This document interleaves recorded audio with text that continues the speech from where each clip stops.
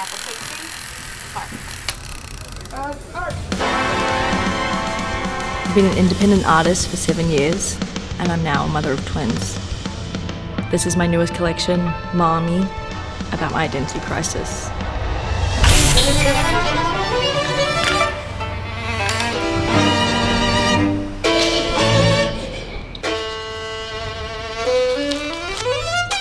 Like you can try and plan or be the certain time.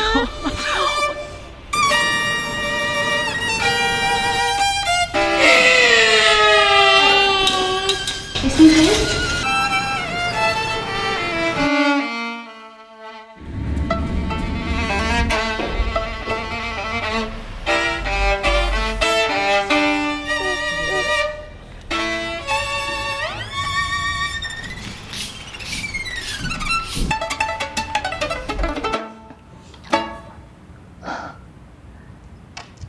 So it probably goes without saying, but time, once you have children, like completely changes.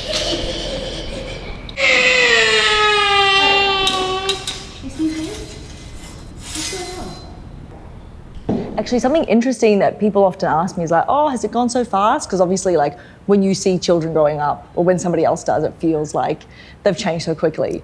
And my answer is always like, no, it's felt definitely like a year and a half. What's happened?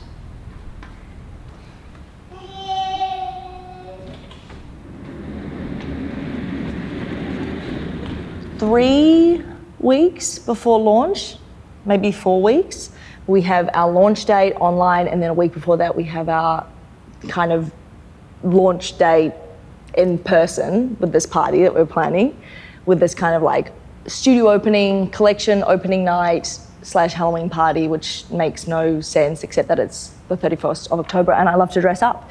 So we've got that to plan for. And what's been interesting, now that we do all the prints in-house and like we bought everything in-house, everything that we used to like get other people to do for us, we're now like doing it ourselves, which has been great and like so much more quality control and just like such a good decision. But then that has kind of been taking the focus away from like the visual storytelling around that. So that's where we're at. And how can we make it feel as elevated as possible, but also intimate? So that's kind of what I'm playing with. Oh, I'm so excited. Ha-cha-cha, hey, I'm packing up my troubles 'cause I'm moving today. This is a little departure for me, but actually it's kind of a return because I did study fashion design, so I used to be like stitching all the time. I have lost the skill a little bit. So this was really a nod to red work, like red work embroidery, which was kind of the traditional from like the 1800s woman's pastime, I guess, or like the mother's input into creating things like for the household and for their children. And so it used to be like really sweet nothings on like a pillowcase or a quilt, and they'd be saying like sweet dreams or I love you, baby. And I liked the traditional aspect of this. And I think as I went through the collection, at the start, I was kind of trying to push away from this like traditional, like trad wife, traditional mother.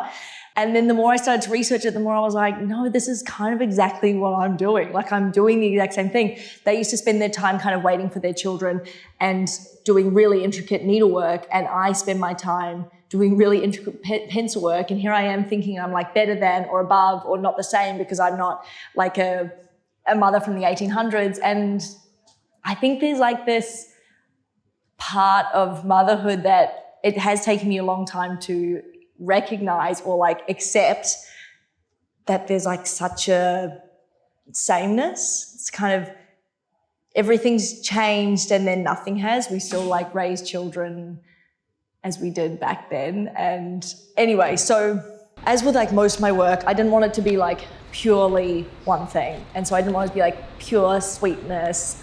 I wanted to kind of contrast the sweetness and the homeliness of this red work with also kind of this, what I felt like my 20s were, like the first part of my adulthood, which was kind of, I think I fantasized my life as being like more of a badass than it was, but like I thought I'd compare it with tattoos. So like a flash sheet, which is another piece of artwork I have, and these like tattoo drawings compared with the red work drawings and what it'd be like to bring them together. So, and really simplifying these drawings because I don't know if I knew at this point that I was going to stitch them. But so I did these like really simplified kind of picture book, fairy tale, really sweet drawings.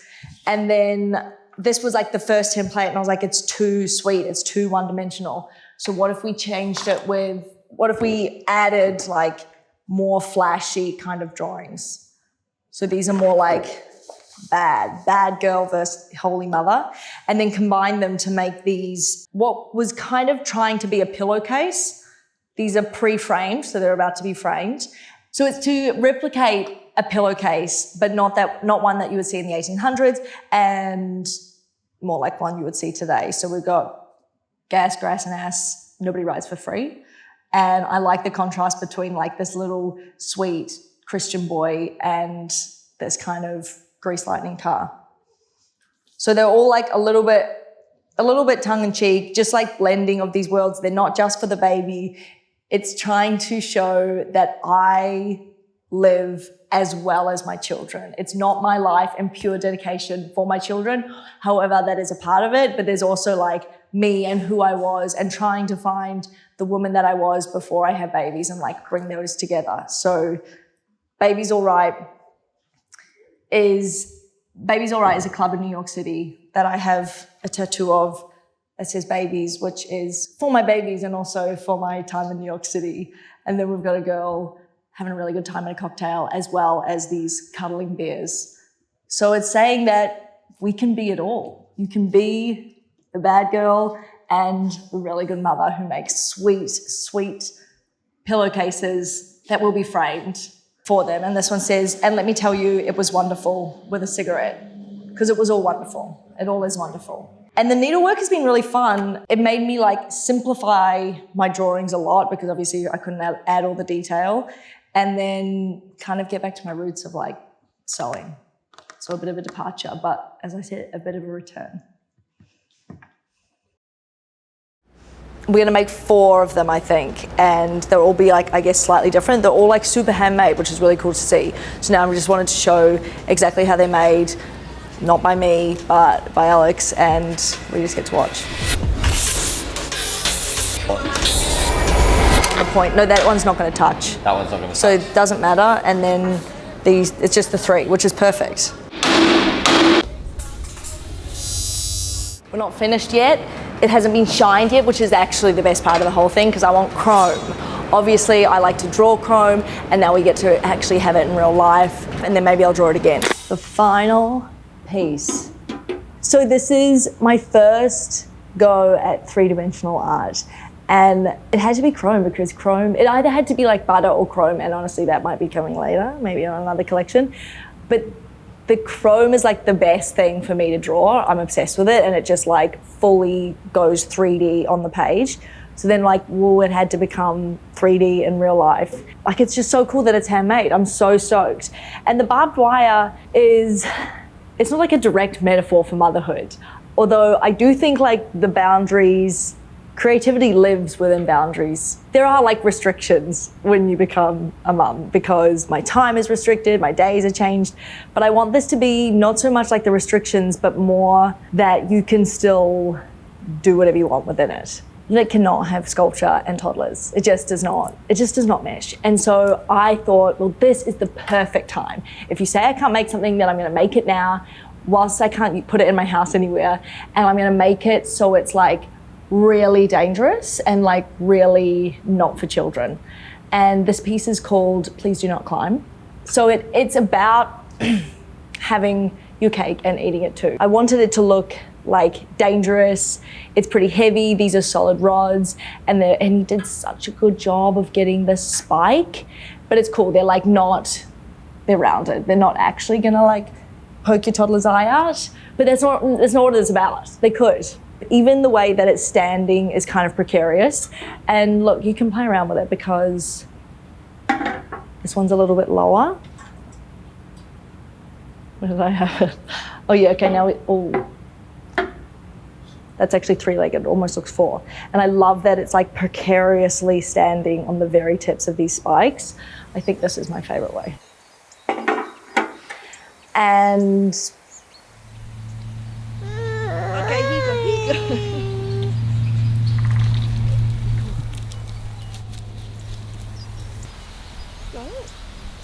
So I think I've been trying, I've found the visualization or like trying to visualize motherhood difficult because I kept not wanting to like go, I kept not really liking the aesthetics that I think I saw all the time or that came to mind. I was like, oh, if I film with the kids, is it going to look like a Huggies ad? Like, I don't want it to look like that, but then I don't want it to be like them crying all the time because it's somewhere in between. So I think the collection is trying to show that like it's all aspects, just as a life is before kids, but then you have kids, and instead of like, I was so scared of becoming like just a mother, but I'm gonna be a mother as well as all the other parts. so it doesn't seem like as much of a departure than like doing sculpture or needlework. I'm still in my colored pencil, but I kind of was inspired at the end of last collection. I started doing like oil pastel drawings of people, and to be able to kind of get back into drawing people felt really good, like portraits, which is something that I've like pretty hard line stepped away from and do exclusively still life. So I wanted to bring doing like portraits back into my pencil work. And the only way, I mean, not the only way, there's obviously a bunch of ways to do it, but it feels like a really expansive subject. Like I feel like you need the background, you need like where is it going to crop? So I made it an intentional decision to just do a hard square crop and be able to do a portrait within it. And it started from the mouth, which is actually my mouth, which is in flash sheets. It's just like a vignette square kind of, it almost looks like a digital kind of collage because it's like such a perfect square. And I loved that. And I loved like the cropness of it and how small it was. And then I actually did another one for a friend's wedding because she's got like the best lips that I've ever seen. So that one is not in the collection. That was for her wedding gift. And then this one is the same size. So this is a 3x3 inch. This is the first one I did. And I loved to be able to like be so concise in what I show. And I think it's like it's like the Instagram square photo and how little it shows of these women. So I wanted it to be in the collection. I mean, it did come at the end of the collection where I'm like, I just have to keep going and going. I kind of get like, I finished the drawing part and then we're doing like the production part, which I feel really like wayward in. So I was like, I have to keep drawing. But there are these vignettes from the magazine that is in Consequences, which is like a 1977 Louis magazine. And it's like, there's too much gold in there. It's like, the cover is amazing and that's why I picked it. And then I went inside and there's these like amazing shoots. And then if you crop it, it tells even less of a story. Like these women are kind of sex symbols, but also we don't actually know anything about them. And like, what's in the rest of the photo? Are they naked? Are they clothed? Are they a mother? Have they got children around them? Or is it just like, do they just have creepy men watching them? We don't really know. And that's why I like to kind of keep it that way. It's a little bit like they're beautiful, but it's kind of telling us nothing about them. So I'm back to drawing. I've ventured further to the crazy land of drawing people again.